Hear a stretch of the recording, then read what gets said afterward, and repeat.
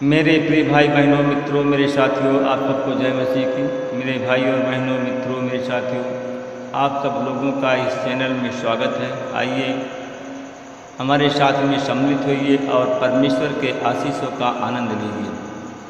मेरे भाई बहनों मित्रों मेरे साथियों, अगर आप लोग पहली बार इस वीडियो को देखने जा रहे हैं, इस चैनल में जुड़ रहे हैं, तो मेरे भाई और बहनों मित्रों, इस वीडियो को देखने से पहले अगर आप लोग सब्सक्राइब ना किए हों तो इस वीडियो को सब्सक्राइब कर लें, लाइक करें और शेयर करें। मेरे भाई और बहनों मित्रों मेरे साथियों, अगर आप लोग सब्सक्राइब करेंगे तो हमारे टीम के हमारे ग्रुप के आप सदस्य बन जाएंगे। अगर हमारे ग्रुप के आप सदस्य बनेंगे, जो हम वीडियो भेजते हैं सुबह शाम, सबसे पहले आपके पास में पहुंचेगी और आप सब समय समय पर हमारे साथ में शामिल होंगे प्रार्थना और परमेश्वर के आशीष होंगे। मेरे भाई और बहनों मित्रों मेरे साथियों, मैं सबसे पहले वचन बताऊंगा, फिर आपके लिए आपके परिवार के लिए प्रार्थना करूंगा। मेरे भाई और बहनों मित्रों मेरे साथियों, आज का वचन है नीति वचन 15 अध्याय का 7वां वचन। मैं इस वचन के द्वारा बात करूंगा, इस वचन के द्वारा प्रार्थना करूंगा।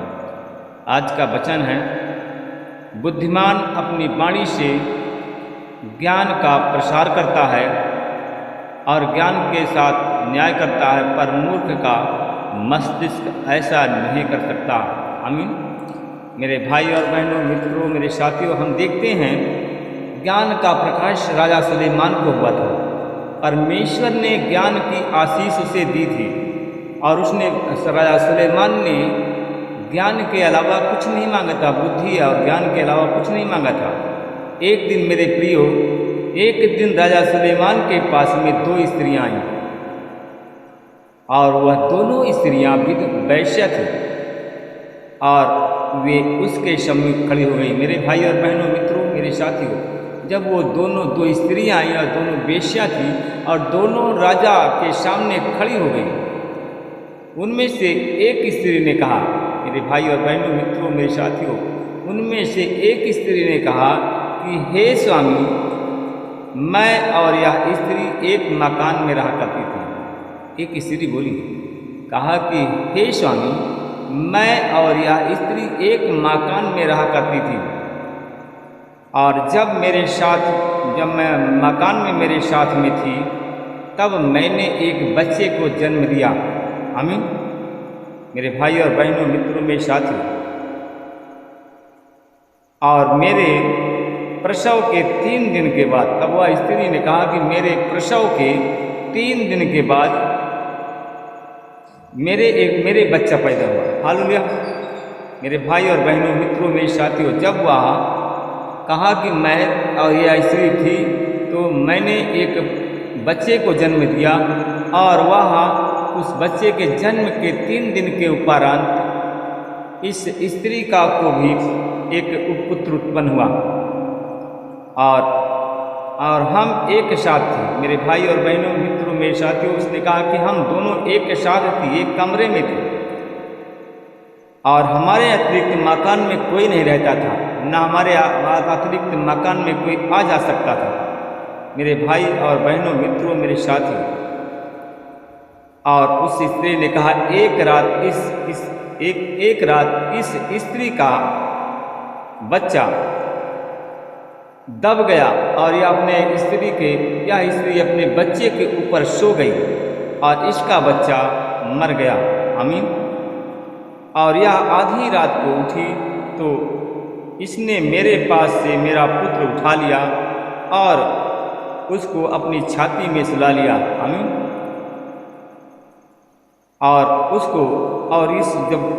जब यह स्त्री अपने मृत बच्चा को मेरे पास में सुला दिया। आमीन। और उस समय मैं आपकी सेविका सो रही थी और इसने अपने मृत बच्चे को मेरी छाती में डाल दिया। मैं सवेरे अपने पुत्र को दूध पिलाने के लिए उठी। आमीन। मेरे भाई और बहनों मित्रों मेरे साथियों, उसने कहा कि जब मैं अपने बच्चे को दूध पिलाने के लिए उठी, तब मैंने देखा कि वह मरा पड़ा है। आमीन। किंतु मैंने उसको ध्यान से देखा। मेरे भाई और बहनों, मित्रों, मेरे साथियों, उस स्त्री ने कहा कि जब मैंने उस बच्चे को ध्यान से देखा तो वह मेरा पुत्र नहीं था। आमीन। जिसको मैंने जन्म दिया था। मेरे भाई और बहनों, मित्रों, मेरे साथियों, तब दूसरी स्त्री ने कहा कि जीवित बच्चा मेरा ही पुत्र है और मृत बच्चा तेरा पुत्र है। और पहली स्त्री ने कहा नहीं, मृत बच्चा तेरा पुत्र है और जीवित पुत्र तेरा पुत्र है। मेरे भाई और बहनों, मित्रों, मेरे साथियों, एक दूसरे क्योंकि अपनी अपनी सफाई दोनों देती रही। एक कहा कि यह जीवित मेरा है और मृत बच्चा इसका है, और दूसरे ने कहा जीवित बच्चा मेरा है, मृत बच्चा इसका है। मेरे भाई और बहनों, मित्रों, मेरे साथियों, इस प्रकार राजा के सम्मुख वह दोनों स्त्रियां बोलती रही। आमीन। तब राजा ने सोचा, एक स्त्री कहती है यह जीवित बच्चा मेरा पुत्र है, मृत बच्चा तेरा पुत्र है। दूसरी कहती है नहीं, मृत बच्चा तेरा पुत्र है और जीवित बच्चा मेरा पुत्र है। आमीन। मेरे भाई और बहनों, मित्रों में तब राजा ने कहा कि मेरे पास में एक तलवार लाओ। आमीन। मेरे भाई और बहनों, मित्रों, मेरे साथियों, और राजा के सामने तलवार प्रस्तुत की गई। राजा ने आदेश दिया कि जीवित बच्चे के 2 टुकड़े करो। आमीन। तब राजा ने आदेश दिया कि जीवित बच्चे के 2 टुकड़े कर दो और आधा भाग पहली स्त्री को दो और शेष भाग दूसरी स्त्री को दे दो। आमीन। मेरे भाई और बहनों, मित्रों, मेरे साथ जिस स्त्री का पुत्र जीवित था उसका हृदय अपने पुत्र के प्रति वात्सल्य से भर गया, प्रेम से भर गया और वह दुखी हो गई। तब उसने राजा से कहा कि हे स्वामी, जीवित बच्चा इस स्त्री को दे दो। आमीन। उसने कहा कि हे राजा, जीवित बच्चा इस स्त्री को दे दीजिए, कृपया बच्चे का वध मत कीजिए। किंतु दूसरी स्त्री ने कहा कि यह बच्चा मुझे ना मुझे मिले और ना इसे मिले। कहा कि यह बच्चा ना मुझे मिलेगा और ना तुझे मिलेगा। महाराज, इसके 2 टुकड़े कर दीजिए। राजा ने निर्णय लिया। उसने कहा जीवित बच्चा पहले स्त्री को दे दो और उसका वध मत करो। पहली स्त्री ही उसकी माँ है। मेरे भाई और बहनों, मित्रों, मेरे साथियों, उसने बुद्धि का प्रसार किया और बुद्धि का इस्तेमाल किया। और बुद्धि का जब इस्तेमाल किया, राजा के इस निर्णय से का समाचार सब इजरायली लोगों ने सुना और वे राजा के प्रति भय से भर गए। उन्होंने देखा कि न्याय करने के लिए परमेश्वर ने राजा को बुद्धि दिया है और परमेश्वर ने बुद्धि राजा में निवास करती, क्योंकि उसने कहा कि परमेश्वर की बुद्धि राजा में निवास करती है। आमीन।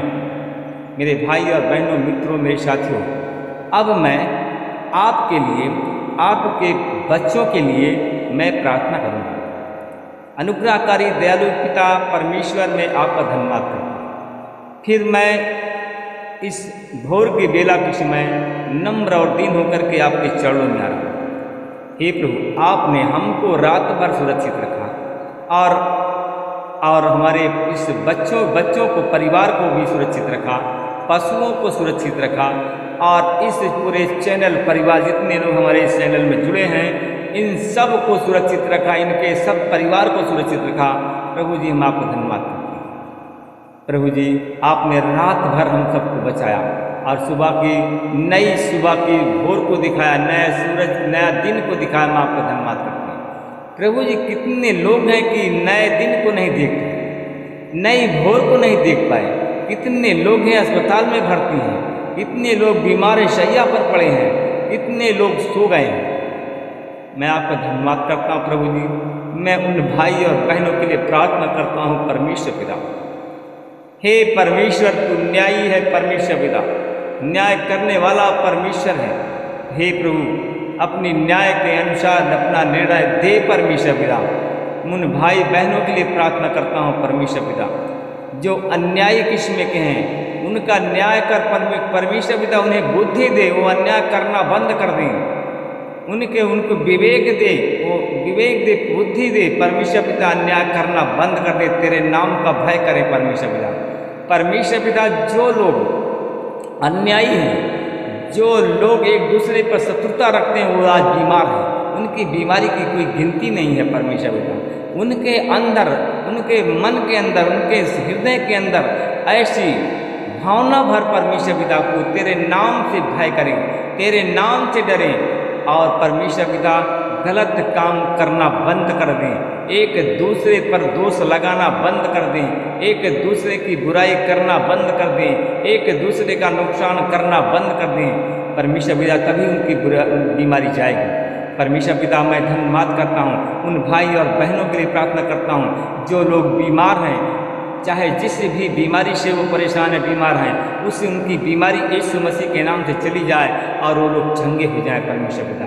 मैं उन भाई और बहनों के लिए प्रार्थना करता हूँ जो हमारे इस प्रार्थना में जुड़ गए हैं, प्रार्थना सुन रहे हैं, देख रहे हैं। अगर वो शैतान उनको परेशान करता है, शैतानी शक्तियों को उनके शरीर से निकाल करके यीशु के नाम से बांध देता हूँ, अर्थात कुंड में डालता हूँ। और प्रभु जी, मैं आपकी आशीष बोलता हूँ। उन भाई और बहनों के लिए मैं प्रार्थना करता हूँ परमेश्वर पिता। परमेश्वर पिता, कुछ लोग हैं पेट की बीमारी है, गैस है, ऑपरेंटिस है, ट्यूमर है, पथरी है, इन सारी बीमारी से उन भाई और बहनों को मैं आज़ाद करता हूँ, चंगाई देता हूँ। उन भाई और बहनों के लिए प्रार्थना करता हूँ परमेश्वर। कुछ लोग कैंसर के रोगी हैं, कुछ लोग टीबी की बीमारी के रोगी हैं, उन पर प्रभु मैं आपकी आशीष बोलता हूँ। उन्हें ब्लेस करें और चंगा हो जाए परमेश्वर पिता। तेरे नाम की महिमा, तेरे नाम की बड़ाई हो परमेश्वर पिता। मैं उन भाई और बहनों के लिए प्रार्थना करता हूँ परमेश्वर पिता जो लोग परमेश्वर पिता, जो लोग बीमार हैं परमेश्वर पिता, टीबी के रोगी हैं, उनकी टीबी का रोग चला जाए यीशु के नाम से। जिनको कैंसर है, गांठ कैंसर है, चाहे ब्लड कैंसर है, उनकी बीमारी चली जाए यीशु मसीह के नाम से तो चंगा है। जिनको पीलिया की बीमारी है या ईसोफीलिया की बीमारी है, यीशु मसीह के नाम से वो बीमारी चली जाए और उन्हें चंगे हो जाएं, उन्हें ब्लेस करें। अगर जितने लोग बीमार हैं अपना हाथ उठाइए, मैं उन लोगों के लिए प्रार्थना करता हूँ परमेश्वर पिता। मैं धन्यवाद करता जितने लोग बीमार हैं, जिनका हाथ उठाए स्वर्ग के ऊपर, मैं आपकी आशीष बोलता हूँ और उनकी हर एक बीमारी को निकालता हूँ यीशु के नाम से और उन्हें स्वतंत्र करता हूँ यीशु के नाम से प्रार्थना। जिनके पास में संतान नहीं, उनको संतान की आशीष बोलता हूँ। जो शैतान ग्रसित हैं, उनको शैतान उनके जीवन से शैतान को निकाल कर यीशु के नाम से बांध देता हूँ, अर्थात कुंड में डालता हूँ, तेरी आशीष बोलता हूँ। उन छात्र छात्राओं के लिए प्रार्थना करता हूँ जो जिनको नौकरी नहीं, जिनके पास में, उन्हें सरकारी नौकरी और सरकारी जात दे करके आशीषित करें। मैं इस प्रार्थना को प्रभु यीशु मसीह के नाम से मांगता हूँ। प्रभु जी, आपने हमारी विनती प्रार्थना को सुन लिया है। हमारी प्रार्थना का परमेश्वर पिता, हमारी प्रार्थनाओं को सुन लिया है। हमारी प्रार्थनाओं के अनुसार उन भाई बहनों को प्रतिफल देने जा रहा है, उन भाई बहनों को आशीषित करने जा रहा है। मैं प्रभु आपका धन्यवाद करता हूँ। मैं आपसे विनती प्रार्थना करता हूँ परमेश्वर पिता, जितने लोग हैं बीमार हैं, जितने लोग शैतान से सताए हैं, जिन लोगों के आंख में आंसू हैं, उनके आंख के आंसू पोंछे जाएं। जिनके सारे शरीर में दर्द है, उनका सारे शरीर का दर्द चला जाए। आमीन। प्रभु आपको आशीष दे।